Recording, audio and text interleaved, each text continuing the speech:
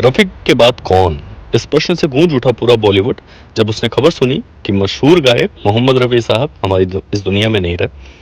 पूरी film industry, पूरा बॉलीवुड, पूरे म्यूजिक लवर्स स्तब्ध थे। गाने बन रहे थे लेकिन हर गीत में कहीं ना कहीं एक कमी थी जो पूरी नहीं हो पा रही थी, क्योंकि खनकती आवाज रफी साहब की वो मिसिंग थी। फिल्म इंडस्ट्री स्तब्ध थी कि अब उनकी जगह पे कौन गाएगा।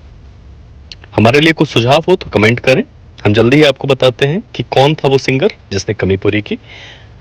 और उस बीच में एक न्यूकमर आता है जो रफी साहब की जैसी मिलती जुलती आवाज रखता है।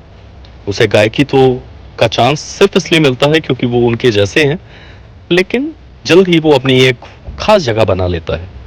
रफी साहब जितनी अपनी गायकी के लिए फेमस थे, उतनी ही अपनी विनम्रता, अपने सरल अंदाज के लिए भी जाने जाते थे। 60-70 ये वो दशक था जब तकरीबन हर बड़े एक्टर की आवाज रफी साहब हुआ करते थे। हर बड़ा एक्टर, चाहे वो देवानंद साहब हो, धर्मेंद्र साहब हो, राज कपूर साहब, गुरुदत्त साहब या कोई और, सभी को स्टारडम मिलने के पीछे एक बहुत बड़ा हाथ रफी साहब का था। रफी साहब की खास बात थी कि वो गुरुदत्त साहब से लेके अमिताभ बच्चन साहब जिनके लिए भी वो गाना गाते थे, वो उनकी ही आवाज बन जाया करते थे। कुछ ये अंदाज था रफी साहब का जो सभी को बहुत पसंद आता था। वो हर तरह के गीत गाया करते थे और पारंगत थे, चाहे वो कव्वाली हो या भजन। भजन रफी साहब की आवाज में ऐसा लगता था जैसे ईश्वर के दर्शन हो जाते थे। कुछ अलग बात थी उनमें। भावुकता वाले गाने उनसे बेहतर कोई भी नहीं गाता था।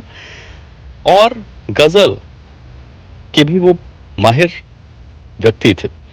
वो इकलौते ऐसे व्यक्ति थे जिन्होंने जितनी भी वैरायटी ऑफ सॉन्ग्स हो सकते हैं, चाहे वो रोमांटिक हो, चाहे वो मस्ती भरे सॉन्ग हो, चाहे वो शरारत भरे सॉन्ग हो, चाहे वो गजल हो, चाहे वो भजन हो, चाहे वो कव्वाली हो, हर तरह के गीत या कुछ ऐसे ही गीत आप स्क्रीन पे इस समय देख रहे हैं।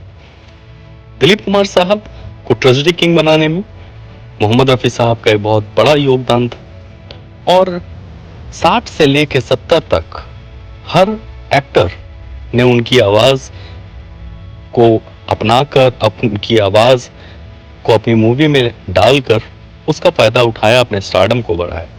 शम्मी कपूर साहब तो उनके करियर के सभी बेस्ट सॉन्ग रफी साहब के ही हैं।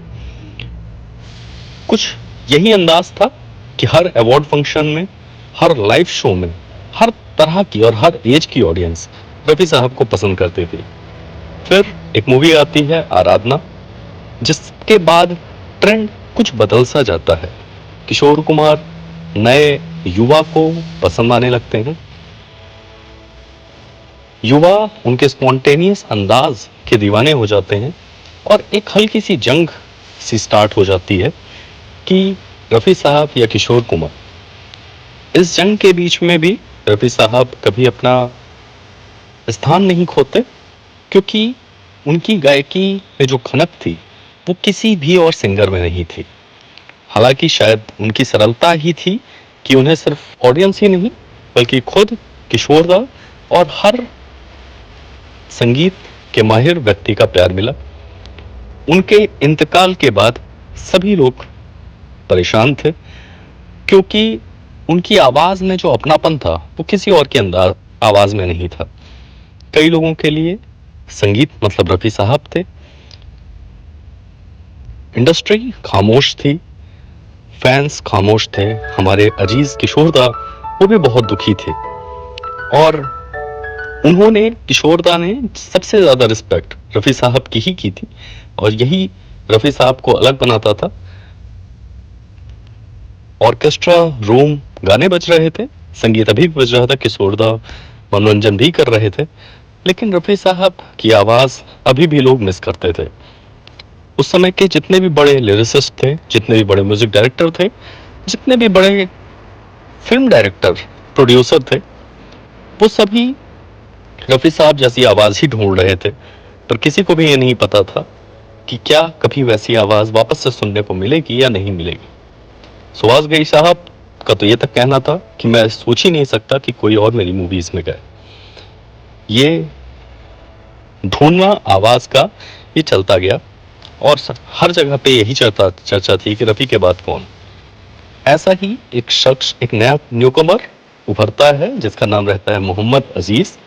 मोहम्मद अजीज साहब रफी साहब को गुरु मानते थे और उनकी आवाज में भी वैसे ही खनकता, वैसी ही मिठास लोगों को नजर आई। यूं तो उनका डेब्यू हो चुका था पर मर्द टांगे वाला, इस गाने से लोगों ने उन्हें सुना। ए वतन तेरे लिए, कर्म मूवी का song, my name is Lakhan और भी बहुत सारे गीत उन्होंने गाए।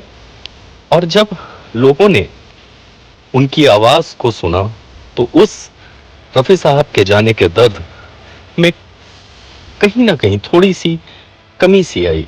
यूं तो उनकी कमी कभी पूरी हो नहीं सकती थी और पब्लिक आज भी उनकी आवाज को मिस करती है, पर कहीं ना कहीं पब्लिक ने यह कहा कि अरे वाह, हूबहू रफी साहब जैसी आवाज। अब इतने समय बाद फिर से लोगों के होठों पे खुशी आई थी और उस खुशी का को देने वाले सिर्फ और सिर्फ मोहम्मद अजीज साहब ही थे, जिन्होंने रफी साहब की आवाज उनके आशीर्वाद के तौर पे प्राप्त की और एक ऐसा मुकाम बनाया जो किसी भी सिंगर के लिए बहुत मुश्किल है। हम उनकी कहानी, पूरी कहानी लेके जल्दी ही आने वाले हैं। सब्सक्राइब करें और अगर हमारा कंटेंट आपको पसंद आ रहा है लाइक करें।